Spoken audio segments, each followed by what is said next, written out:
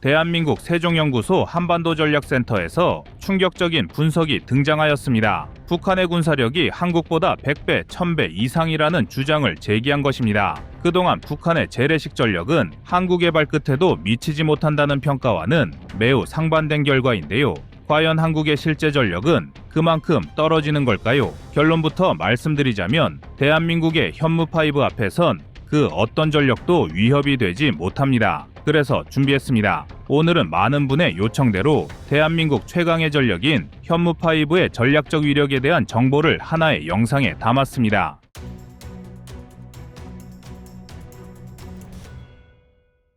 곧 다가올 2024년 국군의 날 기념식에는 북한의 김정은과 수뇌부의 간담을 서늘하게 만들 무기체계가 공개될 예정입니다. 어쩌면 벌써부터 지하 벙커에 숨을 계획을 마련하고 있을지도 모를 일인데요. 우리 대한민국이 공개를 준비하는 무기는 전 세계에서 가장 강력한 재래식 미사일로 평가를 받는 현무5입니다.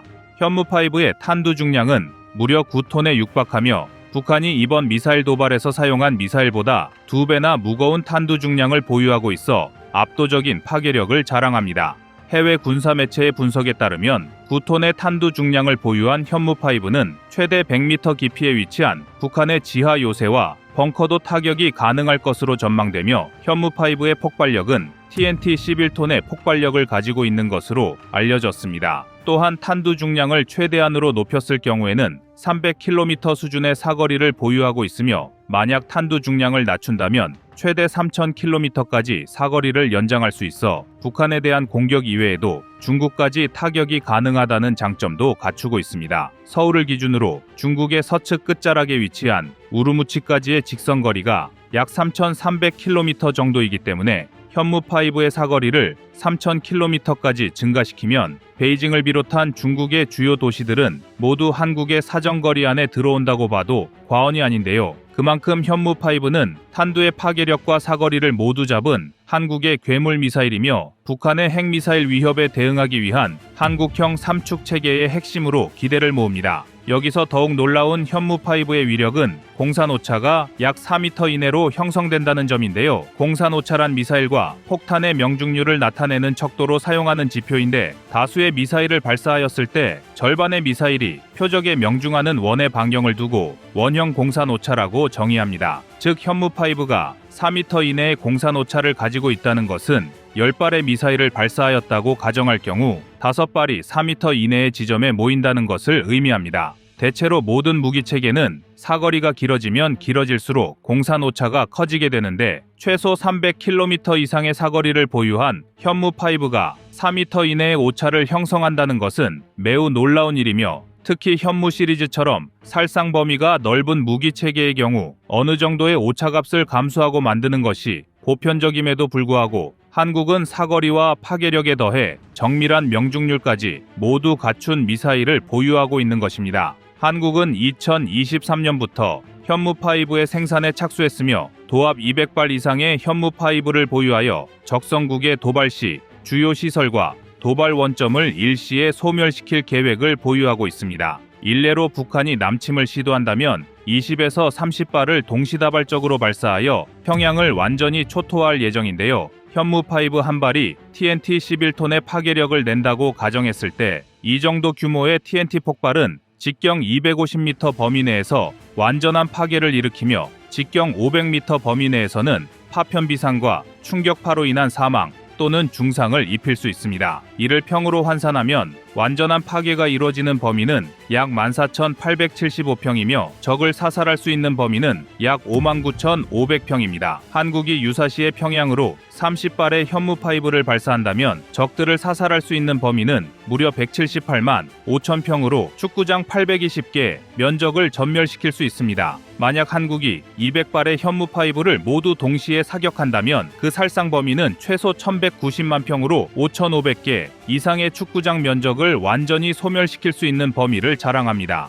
게다가 더욱 놀라운 것은 이러한 살상 범위 측정은 어디까지나 적군을 사살할 수 있는 범위를 기준으로 잡은 것에 불과하며 파편이나 충격에 따른 부상 범위까지 고려한다면 현무5가 줄 수 있는 피해 면적은 더욱 넓어지는데요. 현무5가 줄 수 있는 최대 피해 범위는 한 발당 직경 800m의 범위의 피해를 입힐 수 있으며 이는 약 15만 2,320평의 면적으로 현무파이브 30발을 사격한다고 가정하면 456만 9,600평을 타격할 수 있고 200발을 모두 소진한다고 가정하면 3,046만 4,000평을 제압할 수 있는데 이는 축구장 14,100개의 면적에 피해를 입힐 수 있는 엄청난 위력입니다. 또한 현무파이브의 최소 사거리인 300km는 서울을 기준으로 북한의 주요 도시를 모두 타격할 수 있는데요. 서울에서 평양까지는 직선거리로 약 195km이며 원산까지는 약 181km, 함흥까지는 약 265km 수준이기 때문에 우리 대한민국은 현무5만으로도 언제 어디서든 북한의 주요 지역들을 완전히 제압할 수 있습니다. 이러한 현무5의 위력 앞에서는 4.5톤 규모의 미사일을 시험 발사하며 한국을 자극하려 했던 김정은의 입장에서 현무5의 공개는 오히려 자신의 발등을 찍은 형세가 될 것이며 최대 100m 깊이까지 파괴할 수 있는 현무5 앞에서는 김정은의 지하 벙커도 별다른 도움이 되지 못할 것입니다. 이렇듯 강력한 파괴력의 현무5는 이번 국군의 날 기념식에서 대외적으로 그 모습을 드러낼 것으로 기대를 모으고 있는데요. 가장 유력한 방법은 지난 2023년에 있었던 현무포의 공개처럼 이동식 발사 차량에 탑재되어 등장할 것으로 예상됩니다. 그리고 이렇게 강력한 현무5는 최초 공개를 앞두고 또 다른 성능 개량까지 진행하고 있어 앞으로 더욱 강력해진 모습을 기대하게 만드는데요. 현재까지 현무5는 각종 테스트 결과 탄두 중량 대비 30에서 50%가량 더 높은 폭발 위력을 보유하고 있습니다. 이를 기반으로 계산하면 11톤 규모의 TNT 폭발력을 넘어 최대 13톤 규모까지도 파괴력을 더욱 끌어올릴 수 있는 것으로 분석이 되는데 여기에 만족할 수 없었던 우리 군 당국은 최대 14톤 이상의 파괴력을 낼 수 있도록 현무5의 탄두를 개량할 계획을 세우고 있습니다. 또한 북한의 기지를 타격하는 목적에 따라 하나의 탄두로 구성된 기존의 현무5 이외에도 다탄두 기술을 탑재하여 적의 요격을 피하고 동시에 더 많은 표적을 제압하기 위한 기술도 적용할 예정인데요. 이러한 성능 개량이 완료된다면 더욱 강력해진 파괴력을 바탕으로 적성국에 대한 도발 억지력을 증대시킬 것입니다. 게다가 현무5가 전략적으로 무서운 이유는 발사대 플랫폼의 다변화가 가능하기 때문입니다. 대다수의 미사일 체계는 지상에 위치한 고정식 발사대 또는 이동식 발사 차량을 활용하는 것이 기본입니다. 가장 유지 관리가 편하고 적은 비용으로 운용이 가능하지만 그 대신 적의 반격 수단에 제압당할 수 있는 위험이 높으며 특히 고정된 발사대는 위치 재원이 적에게 넘어가면 그대로 당할 수밖에 없는 치명적인 약점도 가지고 있습니다. 하지만 현무5는 고정된 지상 발사대 이외에도 해상에서 북한을 타격할 수 있도록 개발되고 있어 이러한 단점을 상쇄하는데요. 특히 북한의 미사일 공격에 대응하여 해상에서 압도적인 함대지 화력을 투사하겠다는 합동 화력함에 15발의 현무 발사대가 장착되어 있어 유사시 해상에서 적의 위협에 노출되지 않고 다수의 현무 미사일을 발사할 수 있으며 현무5는 콜드론치 방식과 자세 제어용 측추력기, 접이식 날개를 탑재하고 있기 때문에 향후에는 잠수함에서도 운용이 가능할 전망인데요. 도산 안창호급 잠수함에는 6개의 수직 발사관이 탑재되어 있고 후속 잠수함인 장보고3 배치2에는 최대 10개의 수직 발사관이 탑재될 예정이기 때문에 한국은 합동 화력함과 잠수함만으로도 동시에 20발 이상의 현무5를 발사할 수 있는 전력을 갖추게 될 전망입니다. 이처럼 한국의 현무 미사일은 계속해서 진화를 거듭하고 있으며 적성국의 도발 억지에 가장 앞장서고 있는 무기 체계입니다. 향후 더욱 발전된 현무 미사일은 북한을 넘어 그들을 지원하는 중국과 러시아까지 제압할 수 있는 미사일로 거듭날 예정인데요. 막강한 화력으로 적성국의 도발을 분쇄할 현무 시리즈의 끝없는 발전을 기대하겠습니다.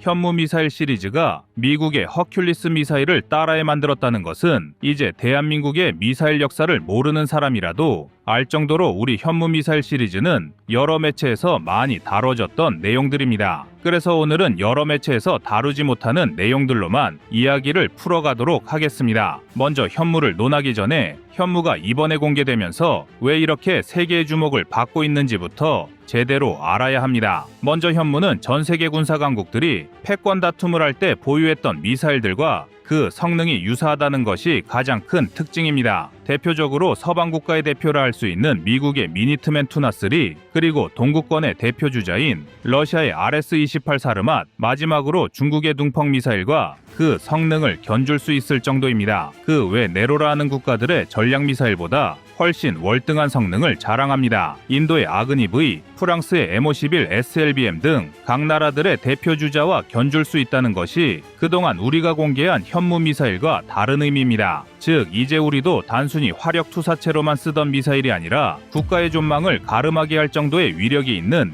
미사일을 확보한 것이 가장 큰 의미입니다. 현재 전 세계 여러 종류의 미사일이 있지만 각 나라를 대표하거나 상징적인 의미를 갖는 미사일이 있습니다. 현재 세계에서 가장 강력한 세 가지 전략 자산으로 꼽히고 있는 게 있는데요. 바로 미국의 트라이던트 3, 러시아의 RS-28 사르맛, 그리고 중국의 둥펑 41입니다. 이 미사일들은 각각의 나라가 핵 억제력을 유지하기 위해 개발한 가장 대표적인 전략 무기들입니다. 그런데 이런 무기들과 현무5를 견줄 수 있다는 것입니다. 물론 현무5와 위에 열거한 미사일들과의 차이는 분명합니다. 먼저 핵탄두 탑재와 멀부 유무, 그리고 미사일의 사거리 차이인데요. 그런데 여기서 중요한 것이 있습니다. 바로 한국이 다른 군사강국들이 대표하는 미사일과 유사한 발사체를 국산 기술로 확보했다는 것입니다. 현무5가 미국의 트라이던트와 같은 성능을 발휘한다는 것은 분명 아닙니다. 그러나 우리가 더욱 자부심을 느낄 수 있는 점은 한국의 현무5가 이들과 대등하지는 않지만 견줄 만한 수준의 기술력을 전 세계에 공개한 점입니다. 특히 현무5 미사일은 이번 공개로 인해 단순히 대한민국의 자주국방의 상징을 넘어 글로벌 군사적 역량을 논할 때 빼놓을 수 없는 전략적 자산으로 자리매김했다는 것입니다. 먼저 트라이던트 3는 미국 해군의 핵 잠수함에서 발사되는 핵미사일로 최대만 2000km의 사거리를 자랑합니다. 이 미사일은 멀부 시스템을 사용해 여러 개의 핵탄두를 독립된 목표에 동시에 배치할 수 있어 단 한 번의 발사로 여러 곳을 타격할 수 있을 뿐만 아니라 특히 탄두당 약 475킬로톤의 폭발력을 갖고 있으며 이는 기존 핵탄두보다 훨씬 강력한 파괴력을 자랑합니다. 이 미사일은 바다 깊숙이 잠수함에 탑재되어 이동할 수 있기 때문에 언제 어디서든 발사 준비가 가능하다는 점에서 강력한 억제력을 유지할 수 있습니다. 다음은 러시아의 RS-28 사르맛인데요. RS-28 사르맛은 세계 최대 규모의 핵미사일로 평가받고 있습니다. 사르맛은 러시아가 개발한 차세대 ICBM으로 사탄투로도 불릴 정도로 그 위력이 대단합니다. 사르맛의 최대 사거리는 약 18,000km인데 이는 전 세계를 타격할 수 있는 능력을 의미합니다. 이 미사일은 10톤 이상의 탄두를 탑재할 수 있으며 극초음속 활강체를 장착해 적의 미사일 방어망을 회피할 수 있는 강력한 성능을 보유하고 있습니다. 그리고 사르맛은 최대 15개의 독립형 재진입 비행체를 장착할 수 있는데 러시아는 이 미사일을 개발할 때 미국과 서방의 미사일 방어 체계를 무력화하기 위해 개발했습니다. 마지막으로 중국의 둥펑 41은 최대만 5000km 이상의 사거리를 자랑하며 아시아 전역뿐만 아니라 미국 본토까지 타격할 수 있는 능력을 갖추고 있는데요. 둥펑 41은 최대 10개의 독립형 핵탄두를 탑재할 수 있으며 이로 인해 전 세계 주요 도시를 동시에 타격할 수 있다는 둥펑 41 미사일의 가장 큰 특징은 고속으로 이동하는 차량 발사대를 통해 신속한 기동성을 자랑하는 것입니다. 이 때문에 적의 공격을 회피하며 살아남을 수 있는 핵심 전력으로 평가됩니다. 그렇다면 한국의 현무5는 이들 강력한 ICBM들과 비교해 어떤 차이점이 있으며 왜 주목받는 무기인지 살펴보겠습니다. 현무5는 3000km 이상의 사거리를 자랑하며 이는 한반도를 넘어 중국, 일본, 러시아 동부 등 동아시아 전역을 타격할 수 있는 능력을 제공합니다. 현무5는 9톤 이상의 고폭탄두를 탑재할 수 있어 단일 목표에 대해서는 완전 초토화가 가능하고 특히 벙커버스터 탄두를 탑재하면 지하 깊숙이 있는 적의 지휘 통제 센터나 핵심 군사 시설을 파괴할 수 있습니다. 그리고 현무5의 정밀 유도 기술을 통해 기존의 미사일보다 훨씬 높은 타격 정확도를 자랑합니다. 이는 적의 군사기지를 정밀 타격할 수 있다는 뜻이기도 하지만 이 기술을 바탕으로 다른 미사일에도 접목할 수 있습니다. 마지막으로 현무5는 극초음속 기술을 채택해 기존의 미사일 방어 시스템으로 요격이 매우 어려운 속도로 비행할 수 있는데요. 이 때문에 러시아의 사르맛이나 미국의 트라이던트 3가 자랑하는 극초음속 능력에 필적하는 성능을 보여줍니다. 극초음속 미사일은 고속으로 날아가면서 궤적을 예측하기 어려워 적의 방어망을 무력화할 수 있는 중요한 무기 체계입니다. 마지막으로 이것이 가장 큰 의미인데요. 앞에서 언급했지만 현무5는 한국이 독자적으로 개발한 미사일이라는 점에서 자주국방의 상징적 의미를 갖습니다. 이 때문에 이제 한국은 미국이나 다른 국가의 기술에 의존하지 않는 국가로 전 세계에 각인시켰습니다. 그리고 독자적인 미사일 개발 능력은 한국의 군사기술력이 세계 수준에 도달했음을 보여주는 중요한 방증입니다. 그동안 한국은 세계 5대 군사강국 중 하나로 손꼽혔지만 미사일이나 전투기 같은 고도화된 무기들은 외면받아왔던 게 사실입니다. 하지만 이번 일을 계기로 독자적인 군사기술력과 방위산업을 통해 글로벌 방산 시장에서도 경쟁력을 갖추게 됐습니다. 미국의 트라이던트 3,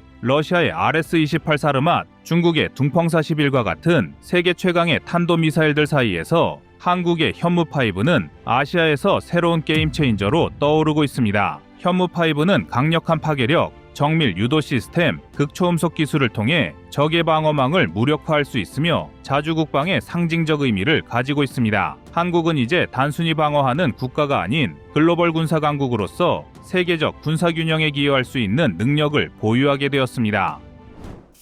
여러분의 구독과 좋아요가 꺼리튜브 운영에 많은 힘이 됩니다.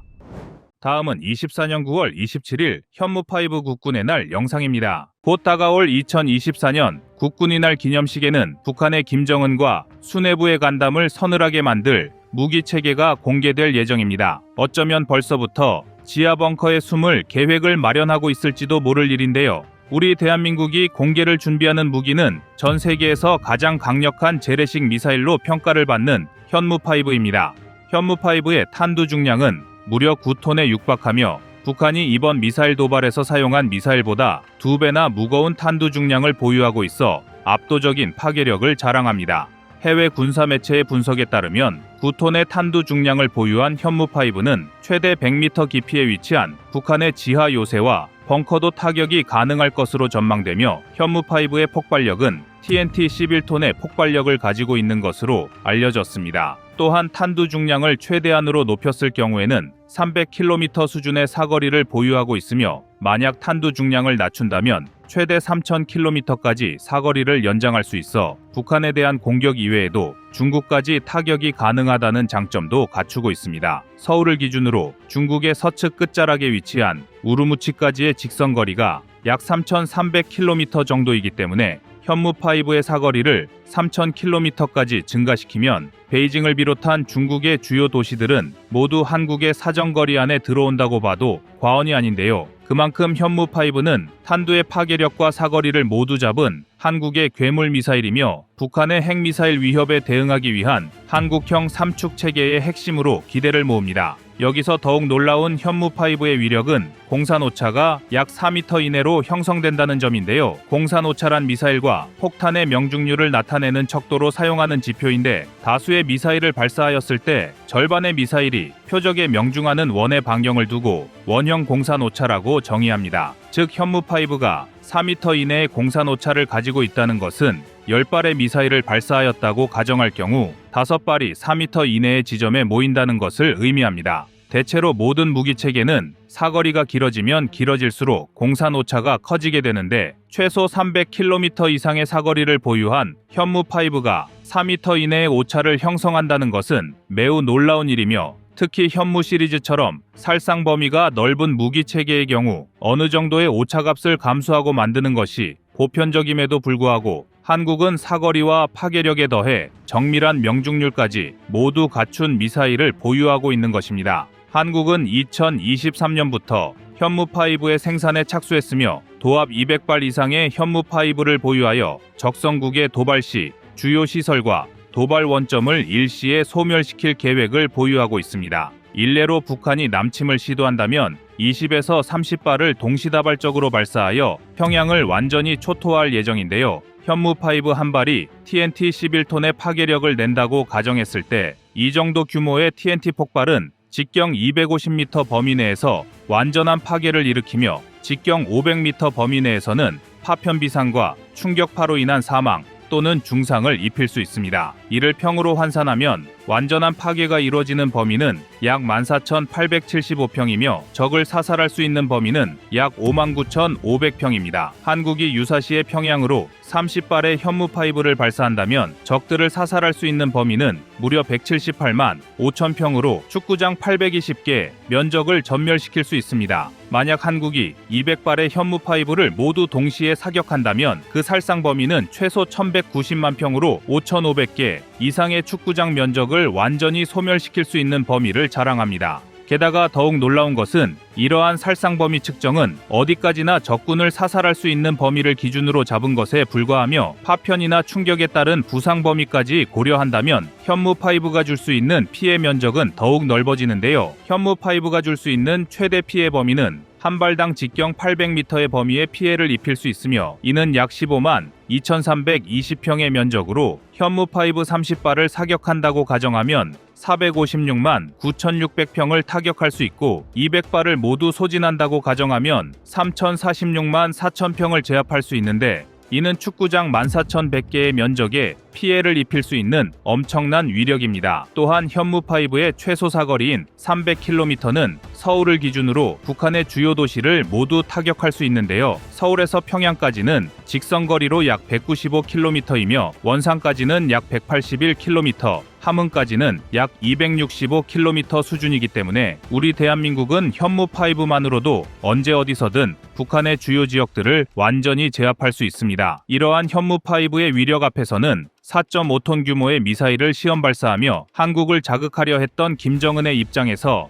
현무 파이브의 공개는 오히려 자신의 발등을 찍은 형세가 될 것이며 최대 100m 깊이까지 파괴할 수 있는 현무 파이브 앞에서는 김정은의 지하 벙커도 별다른 도움이 되지 못할 것입니다. 이렇듯 강력한 파괴력의 현무 파이브는 이번 국군의 날 기념식에서 대외적으로 그 모습을 드러낼 것으로 기대를 모으고 있는데요. 가장 유력한 방법은 지난 2023년에 있었던 현무포의 공개처럼 이동식 발사 차량에 탑재되어 등장할 것으로 예상됩니다. 그리고 이렇게 강력한 현무 파이브는 최초 공개를 앞두고 또 다른 성능 개량까지 진행하고 있어 앞으로 더욱 강력해진 모습을 기대하게 만드는데요. 현재까지 현무 파이브는 각종 테스트 결과 탄두 중량 대비 30에서 50%가량 더 높은 폭발 위력을 보유하고 있습니다. 이를 기반으로 계산하면 11톤 규모의 TNT 폭발력을 넘어 최대 13톤 규모까지도 파괴력을 더욱 끌어올릴 수 있는 것으로 분석이 되는데 여기에 만족할 수 없었던 우리 군 당국은 최대 14톤 이상의 파괴력을 낼 수 있도록 현무 파이브의 탄두를 개량할 계획을 세우고 있습니다. 또한 북한의 기지를 타격하는 목적에 따라 하나의 탄두로 구성된 기존의 현무 파이브 이외에도 다탄두 기술을 탑재하여 적의 요격을 피하고 동시에 더 많은 표적을 제압하기 위한 기술도 적용할 예정인데요. 이러한 성능 개량이 완료된다면 더욱 강력해진 파괴력을 바탕으로 적성국에 대한 도발 억지력을 증대시킬 것입니다. 게다가 현무 파이브가 전략적으로 무서운 이유는 발사대 플랫폼의 다변화가 가능하기 때문입니다. 대다수의 미사일 체계는 지상에 위치한 고정식 발사대 또는 이동식 발사 차량을 활용하는 것이 기본입니다. 가장 유지 관리가 편하고 적은 비용으로 운용이 가능하지만 그 대신 적의 반격 수단에 제압당할 수 있는 위험이 높으며 특히 고정된 발사대는 위치 재원이 적에게 넘어가면 그대로 당할 수밖에 없는 치명적인 약점도 가지고 있습니다. 하지만 현무 파이브는 고정된 지상 발사대 이외에도 해상에서 북한을 타격할 수 있도록 개발되고 있어 이러한 단점을 상쇄하는데요. 특히 북한의 미사일 공격에 대응하여 해상에서 압도적인 함대지 화력을 투사하겠다는 합동 화력함에 15발의 현무 발사대가 장착되어 있어 유사시 해상에서 적의 위협에 노출되지 않고 다수의 현무 미사일을 발사할 수 있으며 현무 파이브는 콜드론치 방식과 자세 제어용 측추력기, 접이식 날개를 탑재하고 있기 때문에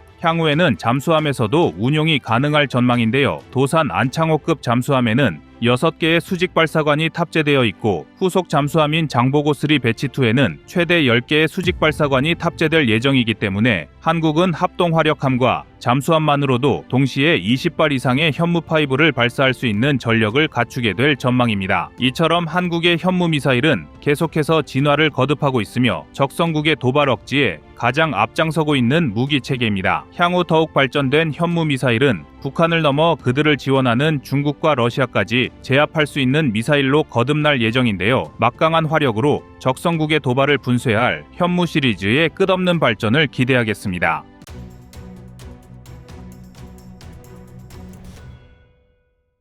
건군 제70 6주년 국군의 날 기념행사에서 전 세계군 전문가들의 관심을 독차지한 것은 단연 현무5였습니다. 20m 길이에 2m 내외의 직경, 9톤 수준의 탄두 중량을 가진 현무5는 재래식 미사일임에도 불구하고 전술핵과 맞먹는 파괴력을 낼 수 있으며 마하 10 이상의 속도로 낙하하며 100m 이상의 지하까지 파고 들어갈 수 있는 초고위력 미사일입니다. 국군의 날 기념식 직후 미국, 유럽 등 내로라하는 군사강국들이 즐비한 지역에서도 한국의 현무5를 다룬 특집 기사를 작성하며 강력한 파괴력과 성능에 주목하고 있는데요. 그런데 한국이 자랑하는 미사일 전력은 현무5만 있는 것이 아닙니다. 현무의 이름 뒤에 붙은 숫자에서 눈치챌 수 있는 것처럼 현무 시리즈는 다양한 버전의 미사일을 통해 끊임없이 진화하며 우리 대한민국의 미사일 전력을 전 세계에서도 최고 수준으로 끌어올린 전력입니다. 사거리가 180km 수준에 불과했던 현무1은 전량 퇴역했지만 현무2부터 현무5까지 다양한 형태의 미사일 전력을 보유하고 있으며 이 중에서 일부 현무는 또다시 성능 개량을 통해 적성국에 대한 도발 억지력을 한 차원 더 끌어올릴 전망입니다. 우리가 가장 주목해야 할 현무 시리즈는 현무 3D, 현무 4-4, 현무 5A입니다. 특히 현무 5A는 탄두의 중량을 약 6톤 수준으로 줄이되 그 대신 집속탄을 탑재하도록 개량된다는 점에서 현무 5와는 차원이 다른 파괴력을 선보일 예정입니다. 집속탄은 하나의 탄두 안의 자탄이라 불리는 여러 개의 소형 폭탄을 탑재한 무기 체계로서 미사일이나 포탄이 목표 지점에 도달하면 공중에서 분리되어 넓은 면적의 지역에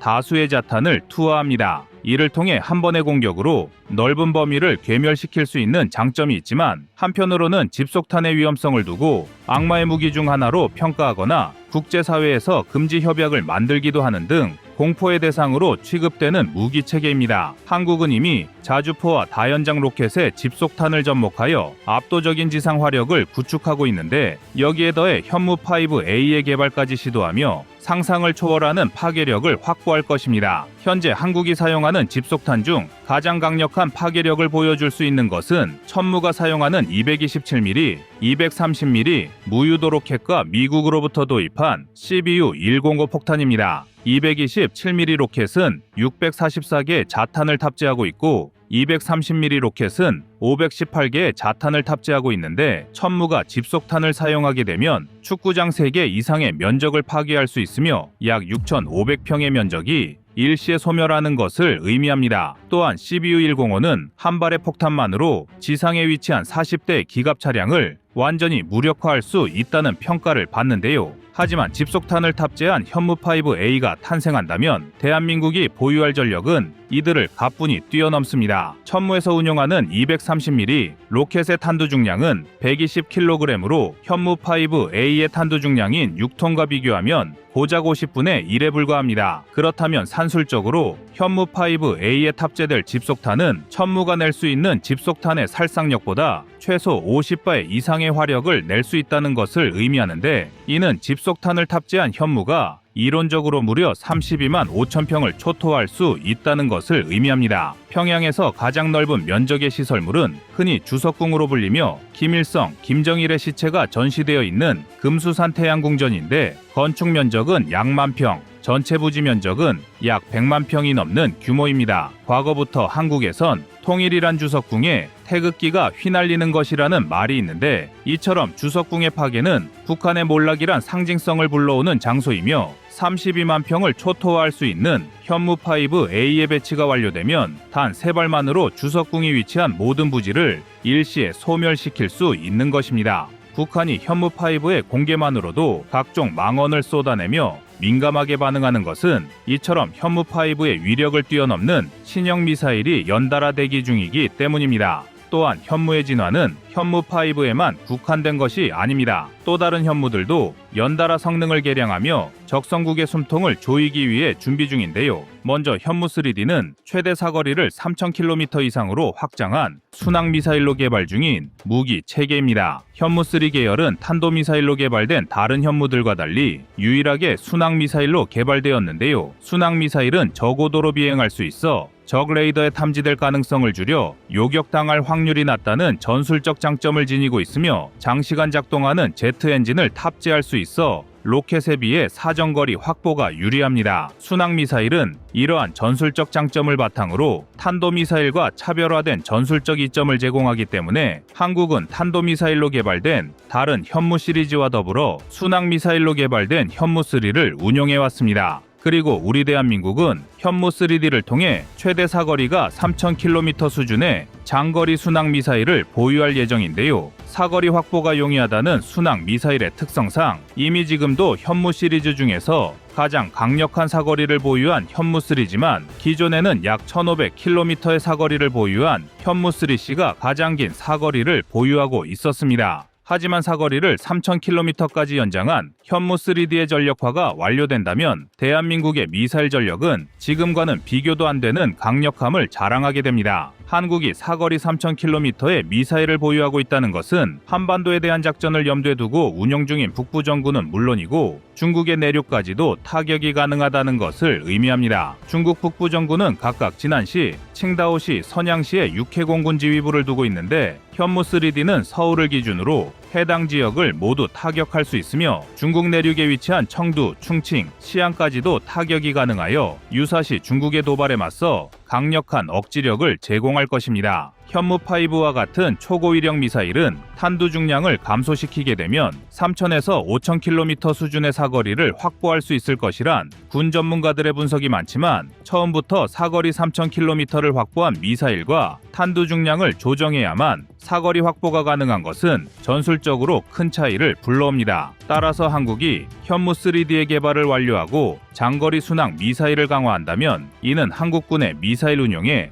유연성을 제공할 수 있습니다. 이외에도 현무는 잠수함 발사 탄도미사일로도 활용할 수 있다는 장점을 가지고 있습니다. 잠수함 발사 탄도미사일로 개발된 현무 시리즈는 현무4-4로 불리는 미사일이며 이번 건군 제76주년 국군의 날 기념식에서는 기존의 1, 2차 시험 발사 영상에서는 볼 수 없었던 발사 영상이 공개되며 그 성능을 과시했습니다. 잠수함의 무기 체계라는 점에서 비록 국군의 날 기념식에는 실물을 선보일 수 없었지만 현무4-4의 새로운 모습을 담은 영상이 공개된 것만으로도 현무 시리즈가 앞으로 더욱 강력한 모습으로 진화하고 있다는 것을 엿볼 수 있었습니다. 현무4-4는 2021년에 처음으로 시험 발사에 들어간 이후 북한, 중국, 일본이 모두 한국을 견제하는 발언을 하고 있으며 반대로 대만은 한국의 SLBM 능력을 인정하며 자신들도 중국에 맞서 신형 잠수함과 미사일 체계를 갖춰야 한다는 반응을 내놓기도 했는데요. 다만 일각에서는 핵탄두가 없다는 이유만으로 현무4-4의 전략적 가치를 폄하하는 일부 시각도 제기되고 있습니다. 이들이 주장하는 논리 중 하나는 탄도미사일은 탄두 중량을 증가하는 것에 한계가 있어 핵탄두가 아니면 위력이 높지 않다는 의견입니다. 하지만 이러한 논리라고 한다면 핵무기 자체가 없는 한국은 어떤 탄도미사일을 개발하더라도 효율이 떨어진다는 어처구니 없는 논리로 이어질 수 있습니다. 비록 핵탄두가 없어 미사일의 파괴력이 떨어질 수 있는 것은 사실이지만 현무4-4가 존재함으로 인해 한국은 지상 이외에도 북한의 주요 시설을 타격할 수 있는 하나의 전략적 수단을 더 확보할 수 있었으며 특히 위치를 파악하기 어렵다는 잠수함의 전략적 이점을 고려할 때 잠수함에서 적성국을 타격할 수 있는 현무4-4의 존재는 그 자체만으로도 상당히 중요한 전략적 강점을 제공합니다. 또한 한국이 현무4-4를 기점으로 SLBM을 보유하고 그 기술을 축적한다면 훗날 핵무장에 성공하였을 때 보다 손쉽게 핵탄두를 장착한 SLBM을 개발할 수 있어 현무4-4의 전략적 가치는 절대 약하지 않은데요. 한국은 현무4-4를 기반으로 한 차원 더 강력한 성능의 SLBM도 개발에 착수한 상태이기 때문에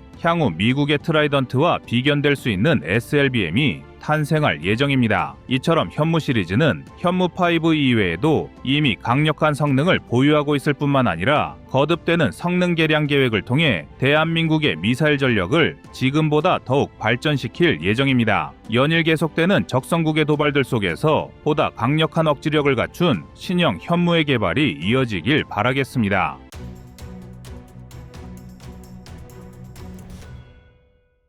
연안 전투함은 연안 지역에서 다양한 임무를 수행하도록 설계된 고속다목적 전투함인데요. 작은 배수량으로 인해 체급이 구축함 대비 상대적으로 자가 높은 기동성을 갖추며 대수상전, 대잠전, 기로의 제거 등 임무에 맞게 모듈형 무기 체계를 장착해 유연한 작전 수행이 가능합니다. 이러한 상황은 미국도 마찬가지입니다. 이번 미국 해군이 연안 전투함과 같은 소형 플랫폼에 마크 70을 장착하기 시작한 것은 방대해진 국방 예산을 줄이고 효율적인 해양 메커니즘을 구축하기 위함입니다. 즉, 이 시스템을 도입함으로써 과거 대형 함정에나 가능했던 장거리 정밀 타격과 방공 능력을 이제는 훨씬 더 작고 기동성 있는 전력에 이식함으로써 분산 치명성을 극대화하고 다양한 해역에 맞춤형 화력을 투사하는 새로운 전술적 지평을 열었다는 게 군 전문가들의 의견입니다. 앞에서 언급한 것처럼 이러한 흐름은 한국 해군에 시사하는 바가 크다고 할 수 있습니다. 한국은 지정학적으로 복잡한 주변 안보 환경에 직면해 있으며 북한의 비대칭 위협, 중국과 러시아의 해양력 증대, 동아시아 전역에서 벌어지는 해양 영향력 경쟁 등 다층적 도전에 노출되어 있습니다. 그동안 한국 해군은 이지스 구축함이나 잠수함 등 일부 핵심 자산에 고성능 무기를 집중시켜 왔으나 문제는 국방 예산의 한계로 주변국을 완벽히 압도하지 못했습니다. 그래서 상대적으로 연안 함정을 다수 배치했습니다. 하지만 문제는 이 함정들의 공격력이 구축함 대비 상당히 약했습니다. 그러나 향후 마크 70 계열 모듈형 발사대와 유사한 시스템을 적용한다면 중소형 함정에까지 강력한 타격 능력과 유연한 무장 구성을 부여할 수 있게 됩니다. 이는 한국 해양 전략에 근본적 변화를 몰고 올 것으로 풀이됩니다. 먼저 마크 70 발사대가 제공하는 핵심은 모듈성과 분산 치명성입니다. 과거에는 강력한 장거리 타격 능력을 갖추려면 대형 함정에 고정식 VLS를 대거 탑재해야 했습니다. 그러나 마크 70 발사대는 컨테이너형으로 설계되어 있어 헬기 갑판이나 적절한 공간이 있는 다양한 함정에 임시적으로 장착할 수 있는 장점이 있습니다. 이는 소수의 대형 함정에 집중되던 화력을 다수의 소형 중형 전투함으로 분산시킬 수 있게 하면서 우리 전투함정들의 화력을 극대화할 수 있습니다. 여기에는 다수의 연안함정, 경비함, 호위함, 심지어 상업용 설계 지원함까지도 장거리 대함 대지 타격 미사일을 운용할 수 있는 시대가 열리는 것입니다. 더 쉽게 말해 마크 70 발사대 탑재가 가능한 크기의 함정이라면 현무5 미사일도 소형 함정에 탑재할 수 있다는 것입니다. 이런 전력 구조 변화는 한 방에 끝장낼 수 있는 몇 척의 핵심 자산이 아니라 어디서 어떤 미사일이 날아올지 알 수 없는 다층적 위협을 적에게 제기하는 효과를 내게 되는데요. 사실 한국 해군은 이미 세계적 수준의 조선 능력을 통해 다양한 규모의 함정을 건조 운용하고 있습니다. 하지만 그럼에도 불구하고 국방 예산이 항상 발목을 잡아 주변국을 적극적으로 대응할 함성 건조에는 소극적이었던 게 사실입니다. 하지만 이제는 큰 비용 투입 없이 한 단계 도약이 가능해진 것입니다. 각 함정의 임무 환경에 맞춰 무장을 자유롭게 선택하고 재배치하는 능력이 효율적이라는 것을 세계 최강 해양 강국인 미국이 보여주게 된 것입니다. 마크 70처럼 모듈형 발사대를 한국형 함정 설계와 접목한다면 기존에 운영 중인 호위함이나 차기 구축함, 소형 수상 전투함, 심지어 무인 수상함 등에도 장거리 정밀 무기를 탑재하여 기동력과 치명성을 극대화할 수 있습니다. 특히 북한의 비대칭 전력, 중국의 원해 진출, 러시아 극동 함대에 맞서 균형 잡힌 억제력을 확보하는 데 상당한 효과가 있을 것인데요. 또한 모듈형 발사대는 해군의 작전 개념과 전술 발전을 가속시킬 수 있습니다.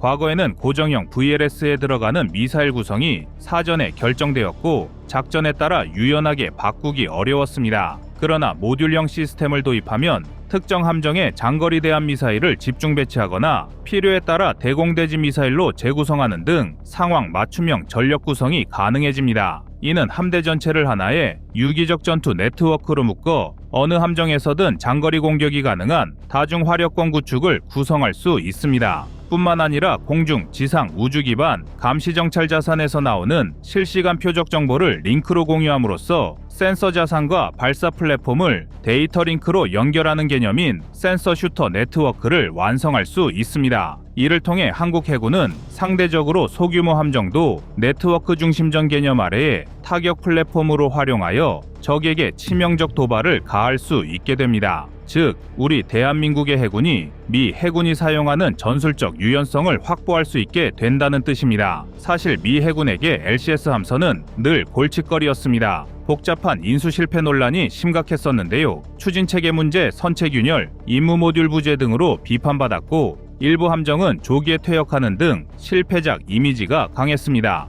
그러나 마크 70 발사대를 달면 소규모 함정에서도 SM-6, 토마호크 같은 최첨단 무기를 운용할 수 있는 전력이 되며 이를 통해 LCS는 완전히 새로운 해상 전력이 됩니다. 또 다른 핵심 포인트는 모듈형 발사대가 단순히 무기 하나를 추가하는 것이 아니라 해양 전력 전체의 운용 철학을 바꾸는 기폭제라는 점입니다. 기존 해전 패러다임은 대형 함정에 고정된 무기 체계를 장착하고 그 함정들이 전투의 중심이 되는 형태였다면 이제는 작고 저가의 함정에 강력한 타격 무기를 분산 배치함으로써 적의 타격 우선순위 계산을 복잡하게 만들고 다양한 전술 시나리오에 신속 대응하는 작전 개념을 수립할 수 있습니다. 이것은 현대전에 적합한 빠른 의사결정, 신속한 배치, 유연한 무장 구성이라는 3박자를 갖춘 혁신을 의미하며 한국 해군이 주변국 해군력과의 경쟁에서 우위를 점할 수 있는 전략 구성 요소이기도 한데요. 하지만 장점만 있는 것은 아닙니다. 기존 틀에서 완전히 새로운 시스템의 도입이기 때문에 우리 군 당국도 바뀌어야 할 게 많습니다. 단기적으로는 함정 운용 개념이 바뀌어야 합니다. 이에 따라 정비 보급, 훈련 체계, 전술 교리 변화 등 많은 과제를 낳게 됩니다. 또한 함선 내에 대자멜기 같은 항공기 운용 공간에 모듈형 발사대를 설치할 경우 항공 운용 능력이 줄어드는 트레이드오프가 발생할 수도 있습니다. 그리고 무엇보다 기존 미사일 발사 시스템이 없던 데에서 새로운 공격 시스템이 추가됐기 때문에 이에 따른 센서나 지휘 통제 체계 개량이 필요할 수도 있습니다. 그러나 결국 이런 단점들은 장기적으로 모듈화된 전투 플랫폼 개발과 분산 치명성 개념 정착, 그리고 네트워크 중심전 구현이 가능하다는 장점에 비하면 조족지혈일 정도로 미미한 것입니다. 마크 70 발사대는 미사일을 개발하는 것과 같이 초고난도의 기술 역량이 필요한 것은 아닙니다. 현재 미 해군은 마크 70 발사대 초기형에는 SM-6나 토마호크를 운용하고 있지만 향후 초음속 또는 극초음속 미사일이나 새로운 유형의 순항 미사일 등을 탑재할 수 있어 다양한 차세대 탄약을 수용할 수 있는 잠재력을 갖추고 있습니다. 이것이 시사하는 바는 매우 큽니다. 한국이 독자 개발한 장거리 타격 무기나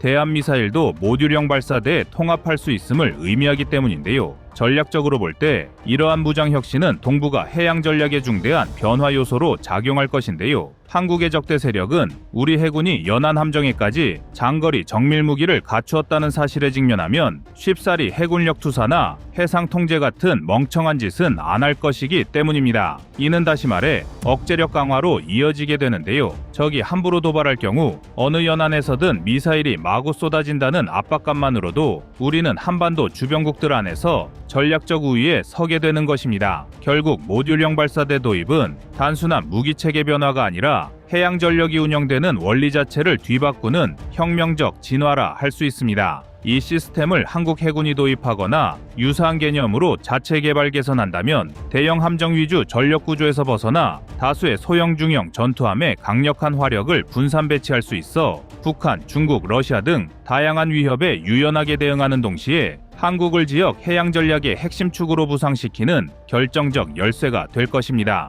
여러분의 생각은 어떠신가요? 이상 꺼리튜브였습니다.